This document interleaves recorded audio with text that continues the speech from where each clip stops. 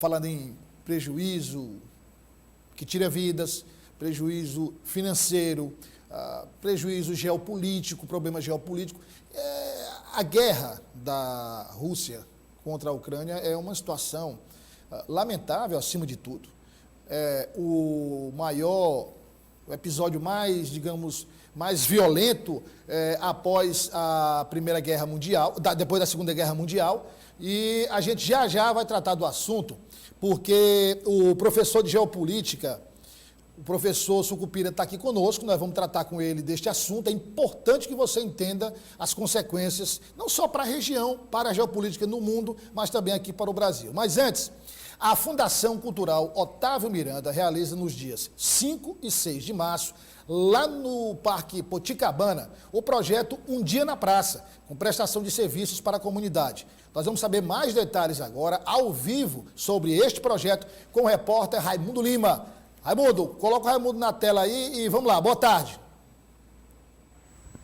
Aí, pronto. Tá me ouvindo, Raimundo? Raimundo tá lá da Poticabana, viu? Coloca o Raimundo aí, bota o Raimundo na tela para a gente discutir, que é um evento importante, um evento também que você deve participar, porque esse evento é um evento da Fundação Otávio Miranda. Já o Raimundo traz os detalhes ao vivo, lá do Parque Poticabana, onde vai acontecer o evento dias 5 e 6. Quando o Raimundo tiver ok, a gente segue com a entrevista ou chama o Raimundo Lima. Vamos lá, vamos para o estúdio. Então, como eu disse, voltando ao assunto da guerra na Ucrânia, antes de conversar com o professor Washington, mostra aqui o professor Washington, por favor. Ele vai nos ajudar a entender melhor essa situação, porque às vezes a gente imagina que é um assunto lá distante da gente, que a gente acompanha pela televisão, mas que tem consequências diretas com o nosso dia a dia. Mas vamos acompanhar um resumo, mais ou menos, do que aconteceu até agora.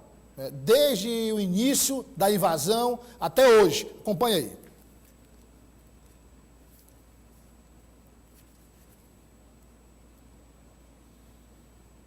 Cadê o áudio? Olha, você está vendo aí imagens, no final da noite de quarta-feira, né, dia 23, o presidente da Rússia, Vladimir Putin, autorizou o maior ataque de um país europeu contra outro do mesmo continente, desde a Segunda Guerra, um ataque à Ucrânia, que é um país independente. O presidente Putin justifica a ação militar para proteger separatistas no leste da Ucrânia. Os ucranianos acordaram neste dia com sirenes de guerra, com tropas russas atacando o país.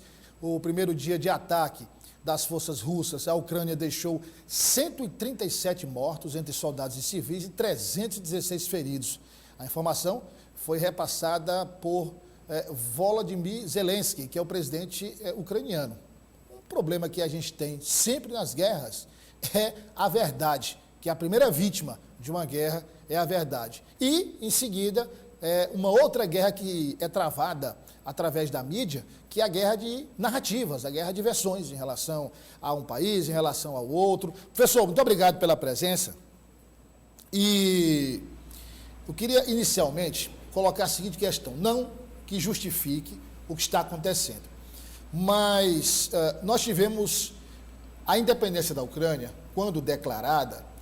Claro, a União Soviética já vinha declinando, já vinha mostrando sinais de enfraquecimento, mas a declaração de independência da Ucrânia foi o estopim para o fim da União Soviética. Então fica para começar, esse marco com o fim da União Soviética. De um outro lado, nós temos o avanço da OTAN. Para quem está nos acompanhando, a OTAN é a Organização do Tratado do Atlântico Norte, que reúne países que, teoricamente, professor, seriam, digamos, uma oposição à Rússia. A OTAN tinha um tamanho, foi crescendo, se aproximando da Rússia. Então, alguns analistas também colocam isso. E vem a pergunta, havia necessidade de uma expansão tão grande da OTAN a ponto de fazer uma espécie de cerco à Rússia para dar motivos ao Vladimir Putin tomar essa atitude? Boa tarde a todos que estão nos assistindo na TV O Dia. Né? Olha, você colocou muito bem, de forma bem pontual, um contexto. essa tensão de hoje, essa tensão que está naquele capítulo de uma invasão e de confronto, né, colocando ao fim o que já estava existindo desde quando a Rússia invadiu a Crimeia e anexou a Crimeia em 2014, que uma guerra híbrida. Não, agora nós temos de fato uma guerra. Agora, por que desse capítulo atual? É bom lembrar que a Ucrânia, ela sempre teve historicamente uma ligação com o Império da Rússia. E, ao longo da União de Repúblicas Socialistas Soviéticas, a Ucrânia fazia parte da União Soviética. Quando houve o esfacelamento da União Soviética em função, sabe, da crise econômica do mundo socialista no leste da Europa, e afetou a mãe pátria do socialismo, a Rússia, por onde tudo começou e onde tudo terminou, em 1991 a Ucrânia, de fato, tem a sua independência. E nesse processo, pós-esfacelamento da Rússia e a emancipação de todas as repúblicas, a crise econômica na Rússia foi muito aguda, muito forte, e ela perdeu força. Ela perdeu espaço. Perdeu espaço para quem? Perdeu espaço para a influência da União Europeia no leste da Europa, tanto que os países que estavam sob influência da antiga União Soviética e que a Rússia herdou, ingressou na União Europeia. Esses países do leste europeu ingressaram na OTAN, que continuou, mesmo com o fim da Guerra Fria. Se expandindo. E se expandindo. Por quê? Porque a OTAN hoje funciona como uma força militar para atuar quando os interesses das economias ocidentais estão em jogo. E aí, então, o que nós tivemos? O avanço da OTAN, o avanço da União Europeia em direção ao leste da Europa. Nós tivemos a atuação do presidente Vladimir Putin ao longo desse processo, recuperou a economia da Rússia, pagou a dívida externa da Rússia em 2007, passou a investir em armamentos, exatamente para se colocar dentro de um cenário geopolítico como uma força também hegemônica. Professor, nós vamos só interromper rápido para a gente ir ao vivo, e aí a gente voltar e ter tempo para conversar, mas eu vou deixar uma questão colocada aqui que o senhor explicou muito bem, de forma muito didática, que é o seguinte: o que a gente não pode esquecer, e você que está nos acompanhando, é que Vladimir Putin tem origem na antiga KGB, ou seja, ele era da inteligência da União Soviética, era um espião, era um homem que trabalhava com informação. Então, essa origem dele, ninguém pode esquecer. E aí, o professor já responde que é o seguinte: esse plano de anexar a Ucrânia, e já tinha a Crimeia, agora a Ucrânia, pode ser um plano de tentar resgatar o que era a antiga União Soviética? As pessoas estão acompanhando, professor, na TV, detalhes específicos do dia a dia, momento a momento, informações atualizadas, e a gente tenta aqui fazer uma entrevista de uma forma diferente. Então, já projetando isso para os próximos anos, fico imaginando aqui, com base naquela declaração, quando a guerra começou, quando a invasão começou, o Vladimir Putin, o presidente russo, disse: quem tentar nos impedir vai sofrer consequências jamais vistas na história. Então, já é uma ameaça. O parlamento russo hoje já se pronunciou dizendo que as retaliações que estão sendo estabelecidas e que serão estabelecidas contra a Rússia terão resposta, e que o parlamento russo sabe as fraquezas do mundo ocidental. Eu pergunto ao senhor, é o início de uma escalada para o retorno da União Soviética, ou o Putin tem outro objetivo? Bom, o que está muito claro nesse momento é que a ação do Estado da Rússia, o Estado russo, é uma ação de se colocar como uma potência hegemônica também, dentro de um contexto desse novo rearranjo de forças na Europa. O que nós estamos assistindo é um rearranjo de forças na Europa. O crescimento da OTAN não sendo visto com bons olhos pela Rússia do presidente Vladimir Putin. Quer dizer, a Rússia, professor, ali da Europa, mais uma Europa, os países mais fortes da Europa na OTAN, muito mais próximos aos Estados Unidos do que a Rússia. E os ex-países que sofriam influência estão hoje na OTAN, né, como a Polônia, dentre outros. Então, o que é que ocorre? Como a Ucrânia tem uma ligação histórica com a Rússia, desde o Império Russo, passando pelo período da Guerra Fria até sua independência, e a Ucrânia não faz parte da OTAN. Não faz parte da OTAN. Por não fazer parte da OTAN, e ter uma ligação histórica, o que é que a Rússia deixou muito claro em 2014?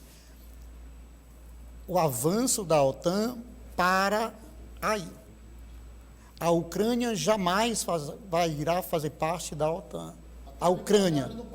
Se fizesse, a Rússia não invadiria. Se fizesse, não invadiria, porque não seria uma guerra contra a Rússia, contra a Ucrânia, seria uma guerra contra a OTAN. E é por isso que a guerra ela vai a médio e curto prazo.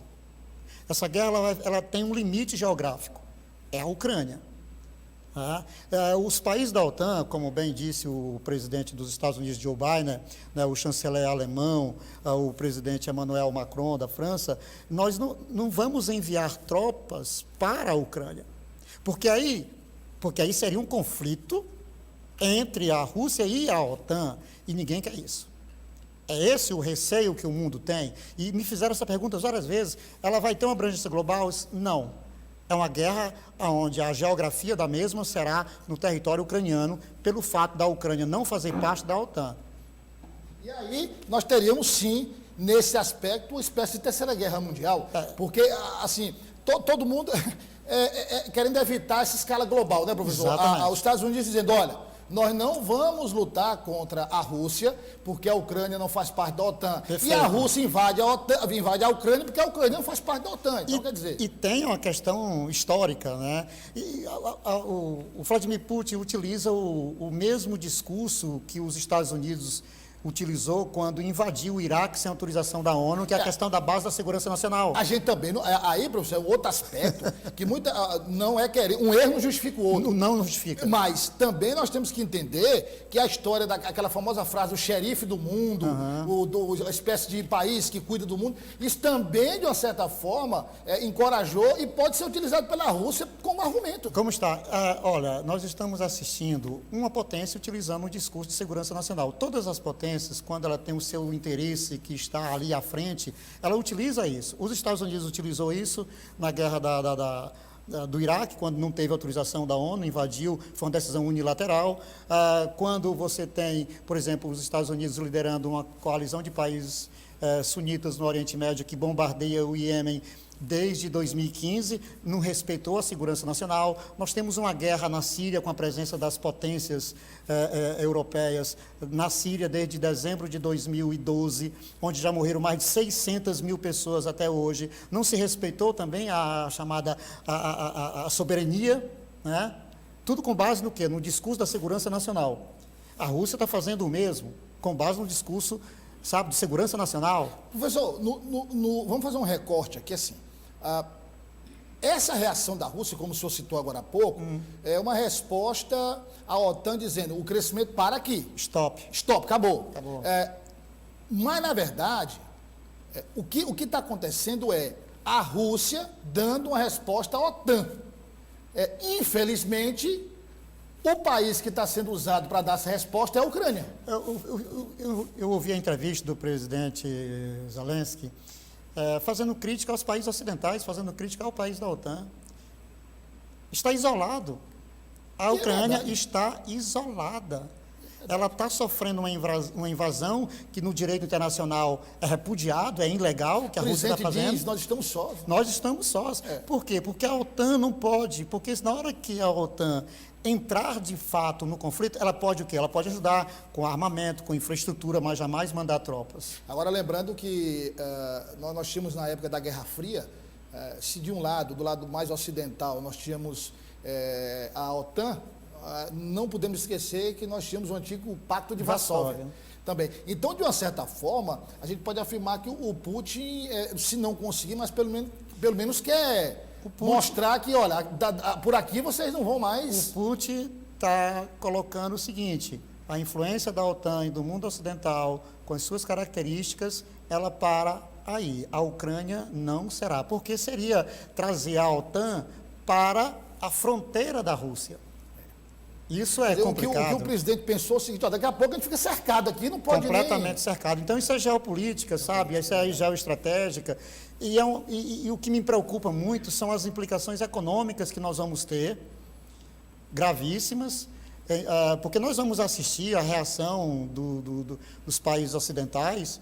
Nós vamos ter, pela primeira vez na história, o maior conjunto de países produzindo o maior conjunto de embargos econômicos sobre uma nação. E sem dúvida nenhuma, esses embargos, claro, vão atingir muito mais a Rússia, mas vai sobrar para vários outros países. Não, com certeza. Nós estamos falando a Rússia é a 12ª economia do mundo e está entre os 3 maiores produtores e exportadores de gás e petróleo.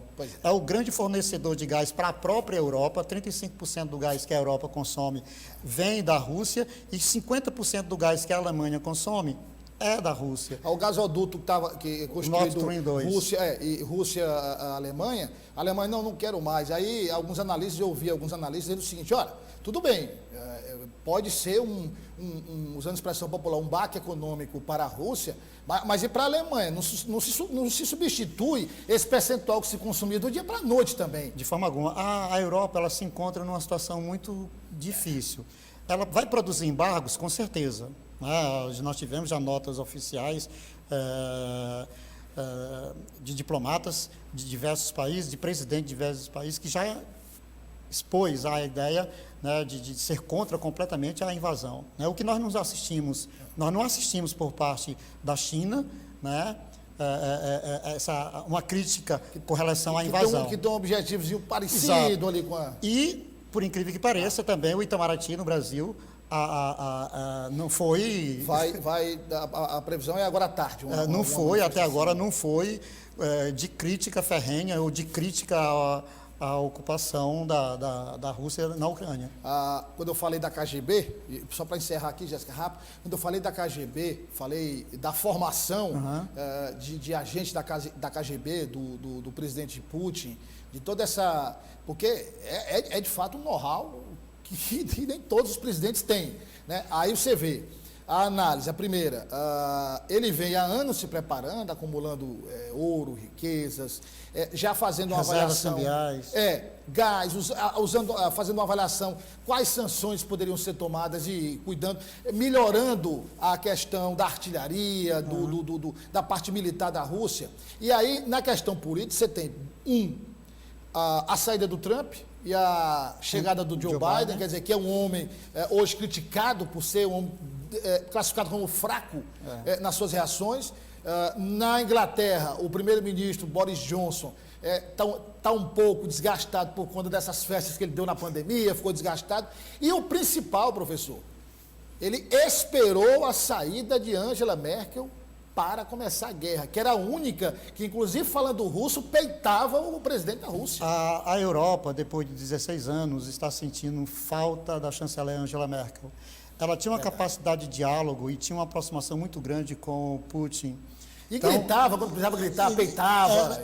Ela tinha a simpatia do Putin. Ela era uma chefe de Estado que era confiável para Putin, era confiável. Né? Então, a ausência dela, ela se mostrou importante, quer dizer, como é que nesse momento... Desastrosa para a Europa, né? Desastrosa para a Europa, obrigado pela palavra. Desastrosa para a Europa. Agora, Putin, ele tem uma popularidade muito grande, apesar das críticas que o mundo ocidental faz. O Putin conseguiu retirar a economia da Rússia de uma crise profunda, pagou a dívida externa, fez ressurgir um sentimento nacionalista, porque ele é um nacionalista. O Putin agora, já mudando um pouco para imperialista, né? Está se tornando um autocrata. Autocrata. Por quê? Porque ele conseguiu eleger, se reeleger e conseguiu fazer uma mudança constitucional para voltar, que vai poder permitir ele ficar na presidência da Rússia até 2036. Professor, nosso tempo está esgotado, infelizmente, mas eu queria já deixar para o senhor o convite para o senhor voltar aqui, porque a gente, a cada momento, tem informações novas, e é interessante a gente conversar, eu achei muito interessante, porque a gente tem um bombardeio, aí usando uma linguagem de guerra, de informações. Verdade. Mas eu acho que ninguém vai ficar o dia inteiro na televisão. O importante é condensar isso para que a população entenda melhor, e aí na sua próxima vinda a gente já vai começar a falar, que aí já tem até elementos das consequências diretas para o Brasil. Professor, foi um prazer recebê-lo aqui. O prazer foi todo meu. Muito obrigado.